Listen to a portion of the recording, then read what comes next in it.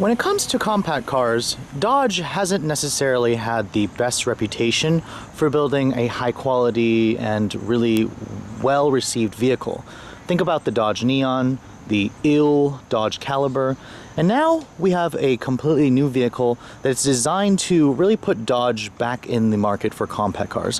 What you're looking at is a 2013 Dodge Dart. Now the Dart name has a lot of history for this car, or for this brand, and this time it's come back as a small compact sedan, not those big muscle cars from the 70s. And Dodge actually started with a really good platform for this vehicle. As you know, Chrysler, Jeep, Dodge are now pretty much owned by Fiat, and this car is actually based off of an Alfa Romeo, the Giulietta, which is a small hatchback in Europe. Now, Dodge did make a good amount of changes to this car to make it appeal to the American market. For one, it's longer, wider, taller than the Giulietta. It's about a foot longer in overall length. And the vehicle is available in 4 different trims. There's the base SE.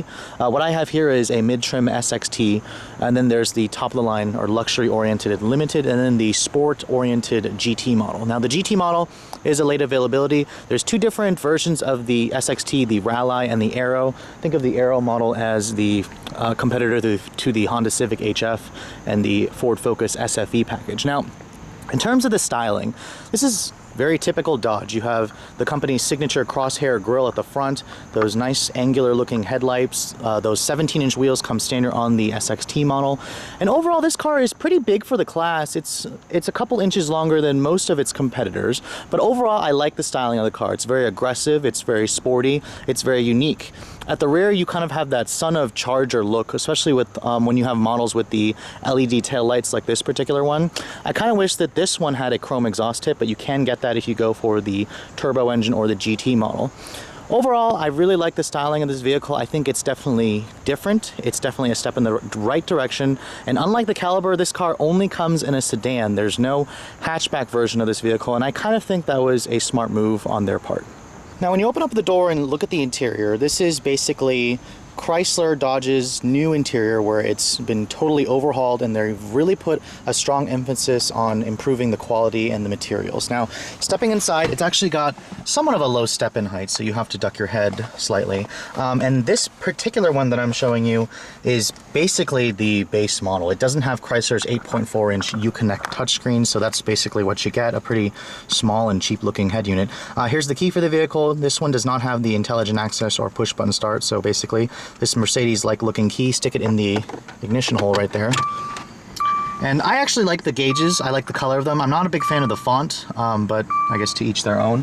Now, shutting the door, the window is automatic down. It's not automatic up, and that's only the case for the driver. I kind of think they should have made it automatic up. I'm wondering if the higher trims have it. Now, starting the vehicle up,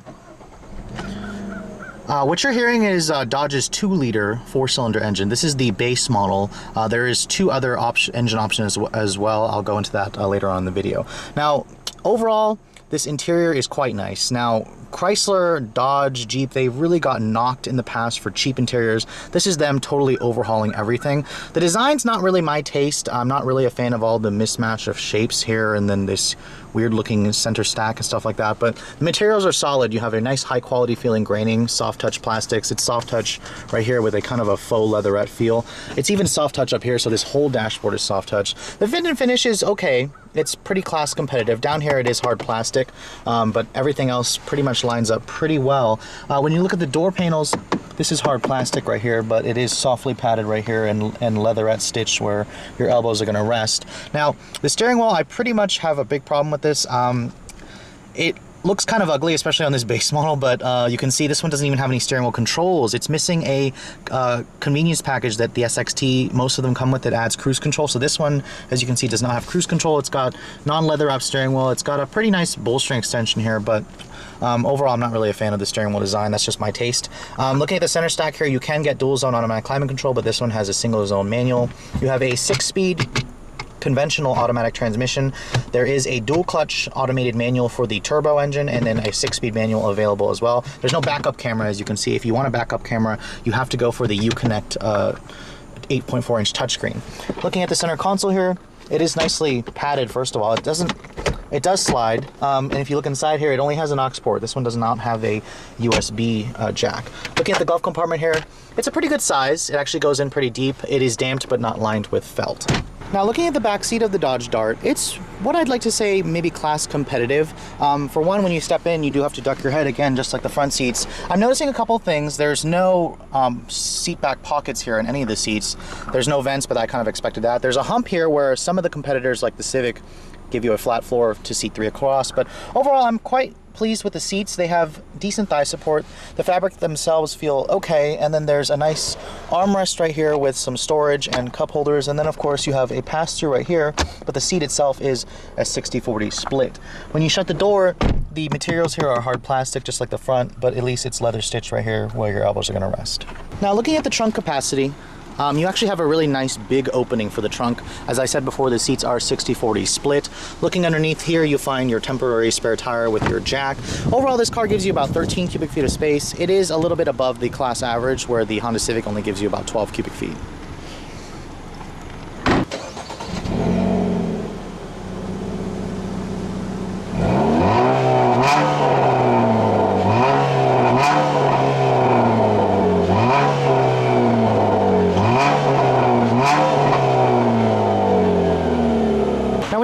The hood, you'll find a trio of engines available in this car. What I have here is the base model. This is the 2-liter double overhead cam 4-cylinder engine with variable valve timing. It doesn't have direct injection. It's a pretty conventional motor. The numbers are 160 horsepower and 146 pound-feet of torque. It basically matches the output of the direct injected 4-cylinder in the Focus. You can upgrade to a 1.4-liter turbo. That's basically the same engine out of the Fiat 500 Abarth.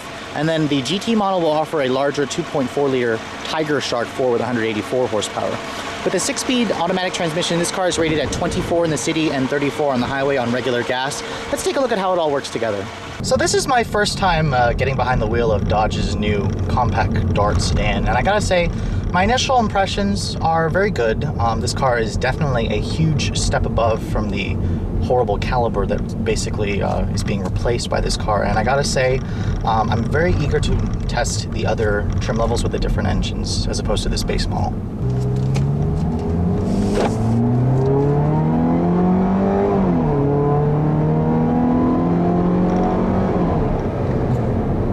Acceleration-wise, I'm a bit underwhelmed, but then again, I have to remember that this is the compact sedan class, and don't expect power to be completely overwhelming. This is supposed to just take you from point A to point B in comfort.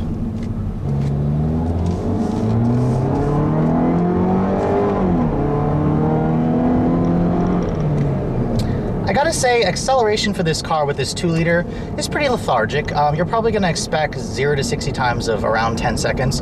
Honestly, even though it makes 160 horsepower, the Dart's slightly heavier curb weight pretty much just negates that. This car weighs about 3,200 pounds. It is about 300 to 400 pounds heavier than most of the competition. That heavier weight does translate into a car that feels like a midsize. When I'm behind the wheel, the steering, the handling, the ride, this car has a really compliant ride. It probably rivals the Ford Focus for having one of the best ride qualities in the class. This steering is somewhat precise. It does give you decent feel, but the car just feels really big. It feels wide, it feels long, and honestly, I know some buyers like that, but for me, preferably, I like my compact car to feel light, nimble, and basically willing to dance around curves. This car feels okay, but I definitely feel that heavy curb weight, and I'm kind of hoping that Dodge will kind of put this car on a diet, hopefully within the next generation. But overall, the quietness in here, the cabin is very hushed. You barely hear any wind or road, although you do hear a little bit of engine noise. That 2-liter does sound slightly boomy. Going around this curve here, the steering feels like it gives you a decent amount of confidence. The 17-inch wheels are bigger than what you would expect for the norm in the class. Overall, the dynamics of this car are quite just decent.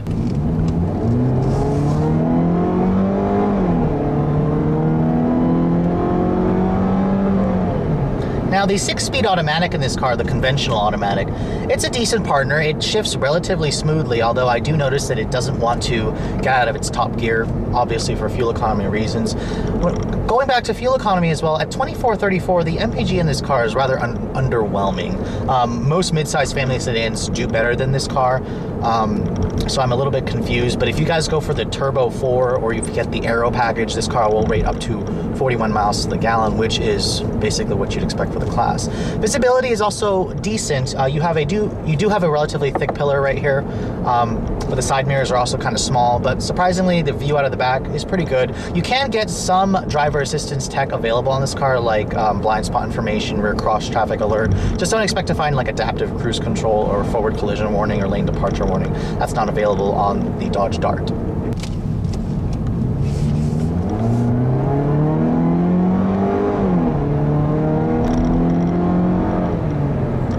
Again, those of you who are craving more power should definitely check out the 1.4 liter turbo with the 6-speed manual option.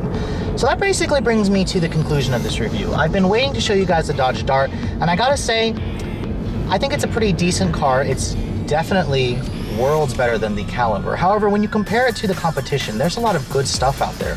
The new Mazda 3 is out, the Ford Focus is a good contender, there's the Civic, the new Corolla is out, the Sentra. I mean, there's so many choices out there, and you know, to pick the Dodge Dart would mean that you're looking for something that's bigger, you're looking for something that offers more of kind of a macho look, something that has that mini Charger look.